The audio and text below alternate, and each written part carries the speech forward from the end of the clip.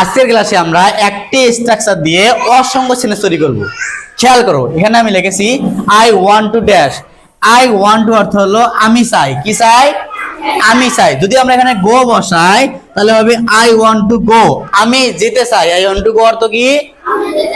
যদি এখানে রাইট লিখি, রাইট, তাহলে আমি লিখতে চাই। আমি লিখতে চাই। আমি লিখতে চাই। আমি যদি এখানে রিড, তাহলে অর্থ কি হবে? আই ওয়ান্ট টু রিড, আমি পড়তে চাই। এরকম আমরা অসংখ্য সেন্টেন্স তৈরি করতে পারবো। যেমন আই ওয়ান্ট টু রিড, আমি পড়তে চাই। আই ওয়ান্ট টু কুক, আমি রান্না করতে চাই। আই ওয়ান্ট টু গো, আমি যেতে চাই। আই ওয়ান্ট টু প্লে, আমি খেলতে চাই। আই ওয়ান্ট টু রাইট, আমি লিখতে চাই। আই ওয়ান্ট টু স্পিক, আমি কথা বলতে চাই। আই ওয়ান্ট টু বাই, আমি কিনতে চাই। আই ওয়ান্ট টু সেল, আমি বিক্রি করতে চাই। আই ওয়ান্ট টু গসিপ, আমি গল্প করতে চাই। আই ওয়ান্ট টু ড্রিঙ্কিং, আমি পান করতে চাই। আই ওয়ান্ট টু ড্র, আমি আঁকতে চাই। এইভাবে অসংখ্য সেন্টেন্স আমরা তৈরি করতে পারবো। Can you understand? আমি কিছু সেন্টেন্স যখন বলবো তখন সুন্দর করে বলো দেখি, বলতে পারো কিনা? আমি ঘুমাতে চাই।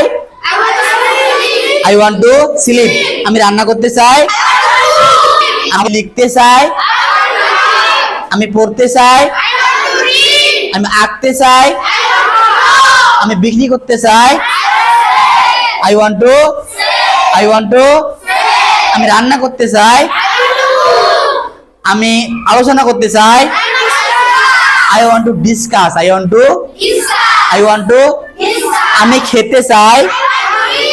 আই ওয়ান্ট টু ইট, আমি